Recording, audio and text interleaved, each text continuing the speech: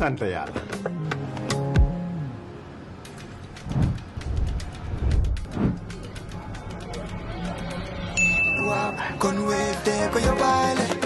looy xaar utal Wave nga scan nga fay te nag doo ci yokku dara.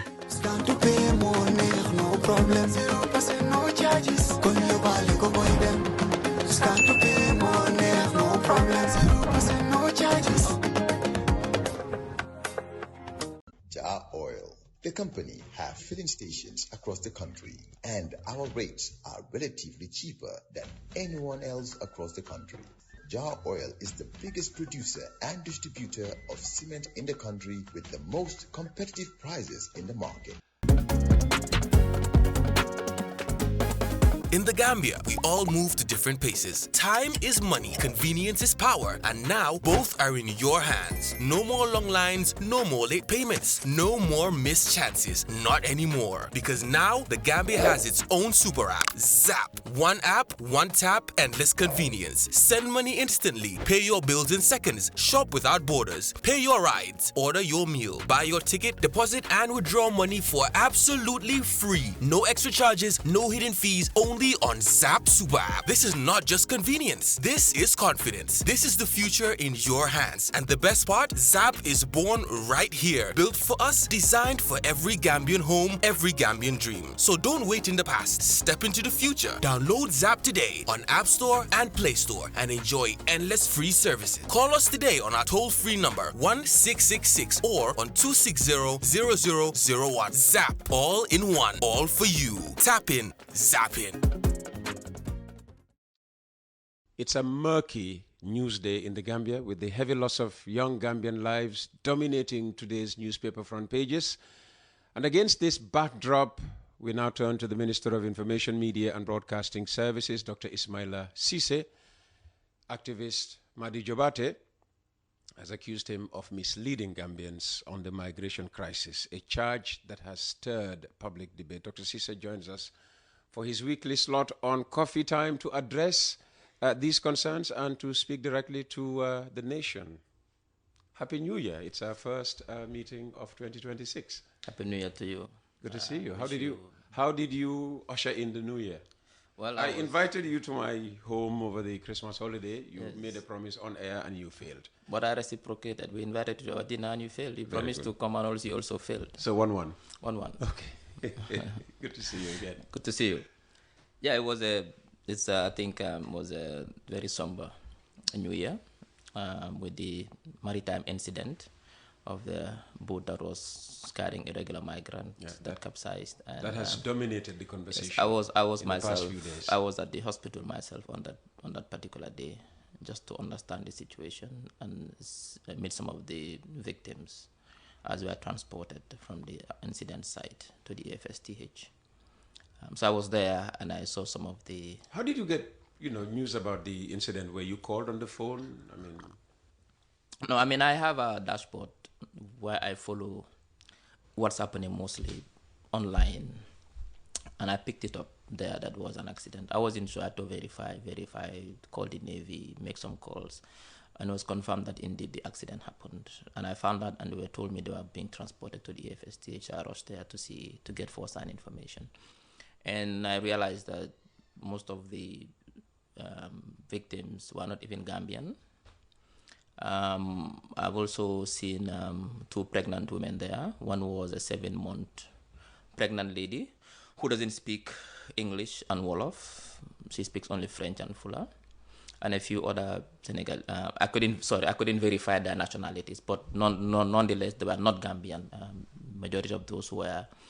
And what was the scene like? People were wailing? No, it was calm. You wouldn't, if you go to the ward, because they were taken to different wards. For example, the pregnant women were taken to the antenatal ward, and we prepared as this brand new state-of-the-art ward, which is just been built. That place was organized for them to be there. We activated the emergency response center, and then we also ensured that the National Disaster Management Agency was there to provide food and other things that they would need so they are comfortable. So there was the scenario. It wasn't a good start of the new year, but This is the case. And from there, did you call the president? Did anybody call the president to, Well, the president is on top of he's briefed by his team. He has a team that briefs him, the intelligence. But you were not part of that team? No, I'm not part of that team. He has a team that briefs him. He's on top of the situation. He knows what's happening in the country as they evolve. So, and in fact, this is one of the things that I think the Navy did a fantastic job. They were out on patrol, on fisheries patrol, and they were called to this distress, and they had to respond quickly and send small boats and other Navy equipment to go and help in the rescue. That is why when the incident happened, they were so quick to rescue 96 people. At that particular point in time, 10 were in critical condition, 7 had died at that time on that particular day, and the majority were taken to the Navy headquarters. I think they had to be taken care of, and others were taken to the FSTH also to get medical attention. So this was it, but I think government's response was really, really, really good. Okay, well, public reaction to government response has not, been positive, to say the least. But we'll allow you to start with the updates, and then we'll go through the local press, for some of the headlines, the way, this incident has been presented. Yes, no, I mean, that's the only update for now. We can go straight to Okay. For instance, GID disrupts journey of 107 would-be migrants in Batokunku. What do you know about this? Well, I've not got. What I've got is that yes, they intercepted a boat. I think it was yesterday. The Navy also intercepted another boat 2 days ago as well. So it shows that because, like I said, government has a 3-pronged approach to this. As a government, what is important, we recognize that it's a very tragic situation, particularly where life is lost. It is our responsibility to ensure that every Gambian lives in dignity, but also nobody loses their lives in such a manner. That is why we take this very seriously, and that is why we are investing a lot to ensure that, one, Gambians have the opportunities to stay at home. And we are doing a lot of things in that front through our youth empowerment programs, by making sure that we decentralize TVET education across the country, by making sure that we create an environment where FDI is attracted and companies open in this country and provide employment for young people. We also have another approach, which is to ensure that we do a lot of advocacy. And advocacy in the sense that to tell young people that this road is dangerous.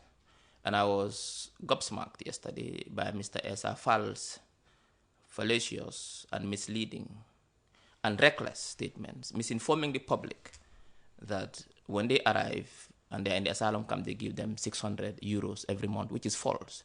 When I heard that, I immediately called the German, I wouldn't say exactly, but all the networks within the EU, Spain through their embassy here, Germany through their embassy, all countries that received, and they all said it's categorically false. And I'll quote from them that the government, it says that in Germany, receiving 600 per month is false, categorically.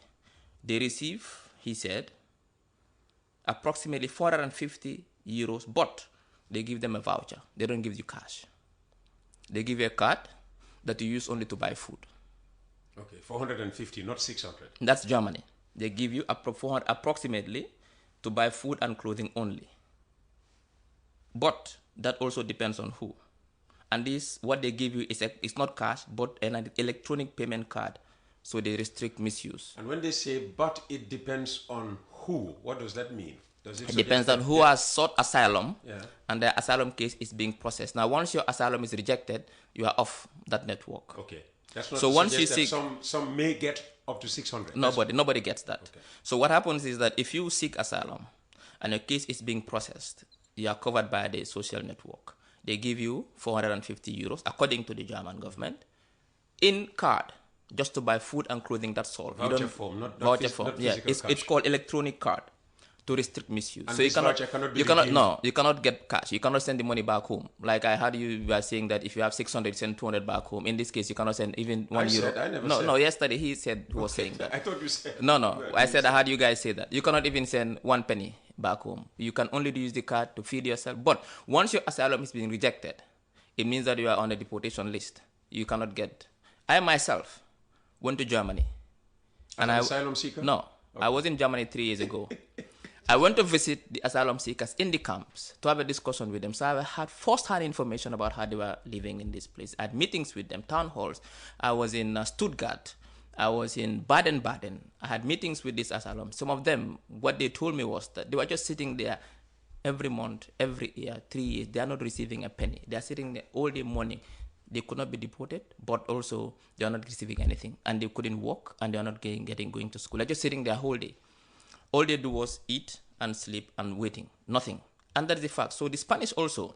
Did you offer them, the opportunity to come back home? Did you ask them? No, I cannot. That's not my place.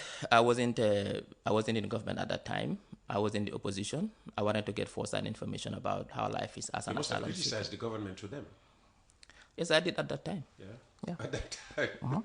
What did you say about because the government? I was in the opposition. What did you say about the government at that time? At that time, I didn't know that the government had many opportunities for young people to be in this country. Now I know at that time that government should provide more opportunities for you, but now we are providing for them. Are you sure? Of course. Knowing the old Ismaila, I said government should have provided for you to stay. Now we are providing for them. Now we think they should stay. Okay. And I think directly for me, my worry is that, and which shocked me, is ESA is really promoting irregular migrants, telling young people to go.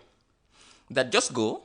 And the way he was explaining it, like he said, you stand across this river, you see that when you cross, you'll get 600 euros. What is that telling people? That go. When we are trying everything to let young people stay, this journey is risky. People are dying. He's telling young people, go, there are 600 euros waiting for you. Once you cross, they'll give you 600 euros. That is reckless.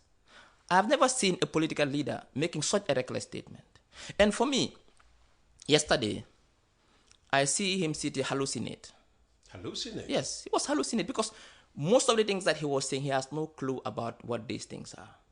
These are governance issues, economic issues. Now, he was hallucinating. And in fact, at some point, he took you on a ride on his daydreaming excursion. And you nearly fell for it. But you resisted it at some point, and you stayed. Otherwise, he could have taken you to his utopia. But you stayed. You didn't go with him. Remind me of that. If he was saying things about, for example, he's going to invest $50 million on youth. And I asked, where the That's what I'm saying. So he didn't take you along. If you had accepted that statement blanketly, he should have taken you along in his utopia. But he did not. Exactly. And in fact, his response was, I'll quote from the State House. He said, State House, the 1.2 billion is not for State House alone. And he needs to understand that. That is for the State House, the Office of the Vice President, and all the agencies, the state guards, all the agencies under the money is allocated to State House. Yeah, but what I'm saying, but the manner in which they say it is as if that money is only for State House. No, the State House has now. You cannot allow a government shutdown. Government must operate. The State House is one of the most important institutions in the country. Listen, if America could be shut down for over a month, what is Gambia, not to be shut down? But America, but that's out of the budget issues. We didn't have a budget issue here. In fact, we should be commended for having an almost zero deficit, almost a balanced budget, for example. We don't have a big hole in our public finances, if I may use that word. So what I'm trying to tell you is that you are telling us that now you are going to cut the budget of essential services like the State House. For me, that's a red flag. Any politician who says that doesn't understand how these things work, because you are telling me that you are going to paralyze not only the State House, you are going to paralyze even State House security. Is that what will happen if anybody tried to cut the budget of State House? But you are paralyzing State House security. Security is expensive, and this is security of the most important institutions in the country. Now, the money goes to the security of not only this, but also everything that the administration of the State House, the operational cost of the State House, the security of the State House, of the Vice President's office and his security, and all the details, and also all the agencies, social protection agencies under there, the food nutrition is under there, the food quality safety is under there. All these agencies are under, all these are part of the national disaster money is under there. All these are part of this budget which is given to the State House. So that is not even enough, because we understand the country doesn't have much resources. That is why we are allocating budget that is not even enough. Under normal circumstances, it should have been more than that. But we've prioritized and diverted resources to social sectors like healthcare. That is why this year education got over $5 billion to promote education. But my worry is that when you make statements really that are so reckless, telling young people go, once you cross there, 600 euros waiting for you, and that if it's even false. And I spoke with the Spanish officials, and they told me it is categorically false. So how much does Spain give? They didn't give me the figures, but they don't even give you money. Perhaps they just give you, because they didn't give me the figure, it means I'm not sure whether they give you anything. They give you support. They'll give you food. And most of this support is not even given by the government. They are given by the Caritas. Some of these NGOs and these charities are the ones who come in and help. The government doesn't give you money. And I know how, I was a migrant, Peter. I was a migrant. The president was a migrant. Exactly. So we know how it is. I have been a migrant exactly. as well. So I think it's unfortunate and unfair to mislead the young people, to tell them that, go, your country cannot help you. And in fact, and the irony is that he himself acknowledged that there are jobs in this country. He said that today. He said that. So you've been jotting things down. He said that in the Gambia, masons are Senegalese, that bakers are Guineans, that painters, and you told him, what about Guinea-Bissau? He said painters are from Guinea-Bissau. I was waiting for that one. He said fitters are from and labor Sierra Leone. So there are jobs then. If all these people are coming to this country to get jobs, where are the Gambians? Where are the Gambians? It means jobs are available. And I know, if you look, I don't have the data, but if you look at the amount of remittances that go the opposite direction from these nationals, you'll know there are jobs in this country. We should try to capture that. We need to capture that, because a lot of remittances that go out from these people. I've seen Indians, and sorry for me pointing to a country, coming to this country to look for work, and they are working. Yes. They are coming to work. So where are our young people?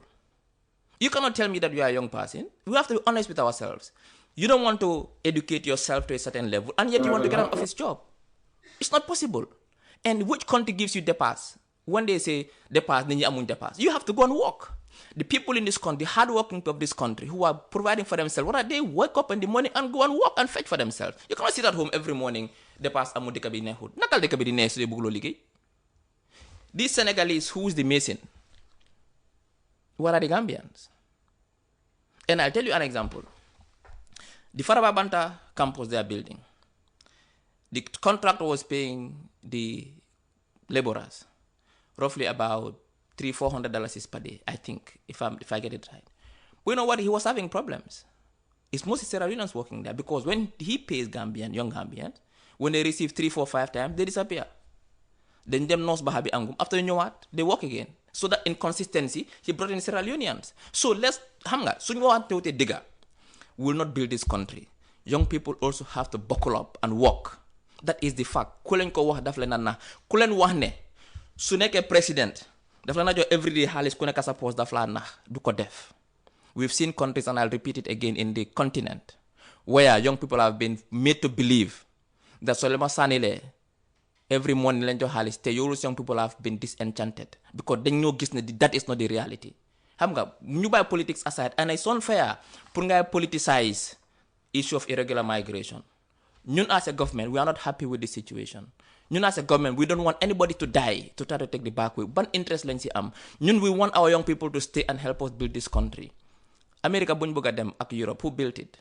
In hard conditions. China, who built it? In hard conditions. The Chinese built it in hard conditions.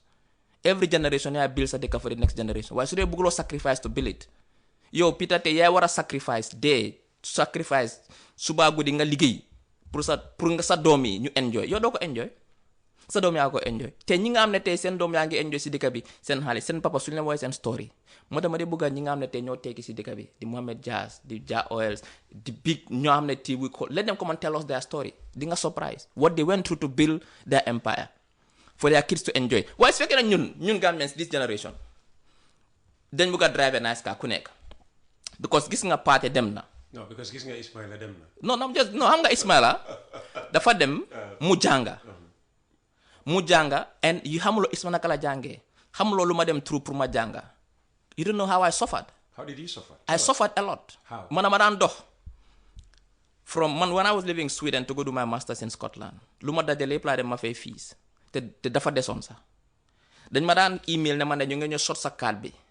If you don't pay some monthly installment in the next 1 hour. loolu dama daan traumatise dama daan mën a focus dama daan dox 1 hour to uni and back because dama daan mën a afford board pass in Edinburgh dama daan jënd mburu slice bread ma def ko ponse pour lekka guddi because dama daan am lu maa chop. Ponce is nice. That's what I'm saying. But dama la wax ne la ne mooy I have a story to tell. It wasn't easy for me before ma aga fu ma aga. Everybody has to sacrifice. te dëkk noonu la mel tamit dëkk bi has to go through some painful sacrifices. nit ñi ñoo war a sacrifice liggéey suñ buggee suñ doom yi tekki ñun mënuñoo tekki ñun generation mënuñoo enjoy that enjoy because li xew mooy ne the previous generation did not liggéey they didn't work it for us. But suñ bëggee léegi suñ doom yi mën a ñëw ñu enjoy we have to work and sacrifice. ba ku nekk nga foog na yow Europe rek nga mën a tekkee and people like Essa Fa di la encourage ne Europe nga lampa yu yëpp yoo gis fële Europe la soo jaalee rek da nga agré gars la jox 600 euros. Rather than encourage, I think he was saying because of the lack of possibilities. But the possibilities are in this country. If he himself is telling us that all these are possibilities, I find it difficult to get a plumber. I find it difficult to get a carpenter. I find it difficult to get masoners. Whenever I call, even the solar installators, whenever I call, and let's look at the positives, Peter. How many young people have made it in this country? Let's tell those stories. How many young people are here in this country today? Name 2 or 3. I can name you Ansujak. I've mentioned it before. Ansujak is one of the poorest streets in the country, somewhere in Abuko. Today, he is a self-made man. He's having his own real estate business. He paid for himself, went to UTG. He's doing his degree there. Mustadem Fen. I know another guy, Barry, Greenwald. Mustadem Fen. He's having a successful business. The Balajos. I can name many, because I deal with these young people. They all grew up here. They saw opportunities you make. A lot of them are into fintech. The guy who this Wechit app, he's never been anywhere. Feel a talk. Mumeko. That would not be us, is it? Exactly. Okay. So there are, let's look at the positive stories. Hamga always negative because we want to politicize everything negative. No, there are many young people, I can swear to God, that musunyo them fen Peter. They are in this country and they took opportunities and they made it. So I'm a young people born hamne, momune. From them. He's held back. And remember, in fact, the majority of the people needed them. They're not even Gambian. They saw Gambia as a safe transit. Staging post. Exactly, as a staging post. So we need to understand that. The manner in which Ninko develop. And for me, another thing that I also think, and you mentioned yesterday about the currencies, that the current dollar is falling every day. That is not the case. Dollar has stabilized. And I can give you those figures. If you just permit me. Okay, go ahead. I'll just give you those figures. I was saying because the last time I changed a euro, not more than 3 months ago, it was 82 point something. Okay, I'll give you just last week, my daughter arrived from Germany. The euro was 84.5. No, but I'll give you the figures now. Let's look at the USD to Gambian dollars from 4th December to 5th January. On the 1st of December, it was 72.64. Yesterday, it was 71.99. It has stabilized. Good. Because the man in which was said yesterday, every day munge down. No. It means then, so the lola one, you can agana 100. Well, up to Demagawa, they will change. So no, what I'm saying. No. I'm just, okay. 70 to 71. Let's look at the euro. Let's look at the euro. Yes. 1st of January, it was 85, 1st of January. You see, 85. Yes. One might go 84. Lola Lawahani. But yesterday, it was 83, 86. Mungini fini. Yesterday? Yes, Mungini 5th January, yes. Also, forget that there's a parallel market. The parallel market, which is the black market, that one, we don't have any, it's a shadow market. But the official rate, I'm from central bank, is this one. Now, let's look at the... How many people have access to the official rate? People tell you that you're the cheap bank bi, buga weche halis. Bank bi ne amul halis? No, bank bi has money. Now, let's look at the GPB, Great British Pounds. January, December 1, it was 95. Goodness me, 95? Yes. So, when I say it's stabilized, I'm not saying it is appreciating heavily, but it's not also depreciating. So, what's the latest? The latest is 96.78. Oh, it was. Yeah, but if you look at the trajectory, 95, 95, 94, 96, 95, I'm talking about it's stable. No. It's not like it's free falling. You don't go from 95 to 96 and you say that's stable. No. When you look at over a longer period, it is stable. It is not falling. I mean, demand in was state. How much don't fall? Take 95, super 98, 100. Low more falling. It's not falling. It is stable. Ismail, low hamne dang dan need $94 for jail £1. waaw tey yaa ngi need 96. dama la wax ne kenn waxut ne dalasi bi has not at some point. loolu nga wax dina ñun suñu wax ji ne. dalasi no. The manner in which it was brought, it signifies that it's in a free fall. mooy ne every day mu ngi fall. The pound just proved that. No, it did not. What it proved here is that it has been stable. I'm not saying it is appreciating. It is stable. There's a difference between lu stable. loo xam ne it is stable across a trajectory. ñu ne daal daanu bi gaaweewut niñ ko waxee. Exactly. So even nga ñëw si CFA bi the same thing. So lu ñëw am mooy ne at least ñaata la. CFA bi based on the official statistics. Because man last time bi ma laajte CFA it was 630. tey fu mu nekk. mu ngi woon 631 January December. léegi mu ngi 636 official figures. but lu ma la mooy ne if you look at the trajectory of it. I don't think you have a case here. No, I have a case.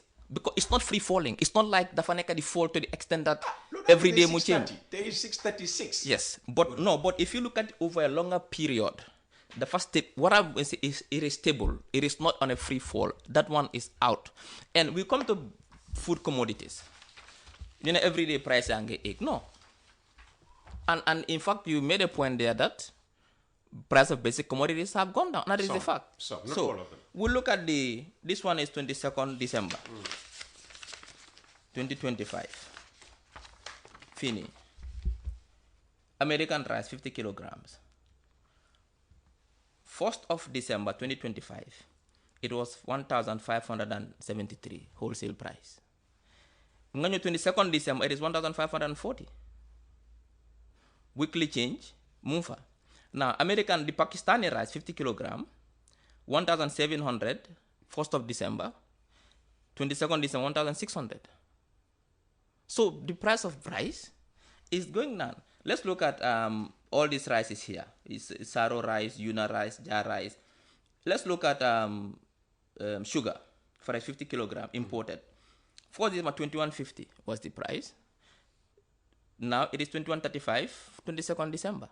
So there is no increment in prices. The data we have here, the prices are going down. You look at oil, for example. Edible oil, imported 20 liters. 1976 was the price 1st of December. Now it is 1950. So why are the prices going up? Well, good question. Maybe at the retail point, prices are going up. But if these are wholesale. But it reflects on the retail prices here, that they are also going down when they go down. For example, in the edible oil 21, it was 2050 retail. It is still 2050. So where are the prices going up? Why everyday prices go up? We have the data. Okay. We have the data, and that is also false. I think we should start a cost of living hour on West Coast Radio to. The data is here. All the data. In fact, Lugena am solo samway in terms of stock. All this availability of stock. Gambia, and I'll tell this for the fact that one of the countries in the sub-region with the cheapest food commodity prices. Mota do they gis a lot of smuggling the dugasi instead of the gainer. If the sub-region was cheaper, people smuggling it in because it's getting cheaper. In the sub-region, we are one of the cheapest. In fact, and you said yesterday that the price of fuel at the pump has gone up by $1. And he laughed. He doesn't understand economics. $1 per liter. If you are buying 100 liters or 200 liters, 300 liters every month, how much are you saving? How much extra money? Yeah, but that's what I'm saying. It's a savings for you. So at least, so it gone by $1. Then you price bank, it went down $1. At least you comment. At least naru nañ ko jox lan horomam dañ ko fay horomam du noonu. So léegi bu important mooy ne prices have been stabilized. The price of fuel has been, which has a knock-on effect because fuel affects every sector, and the price has gone down. The price of rice, the price of oil, the price of sugar, all these prices have stabilized. I'm not saying they've gone down drastically, but at least they stabilize somewhat and they're not going up every day. And that should be something lo xamne dañ ko wara wax. And the dollar, you insist, has stabilized. Of course. Okay. Now, the national health insurance. Yeah. Let me go to a break and come back. It's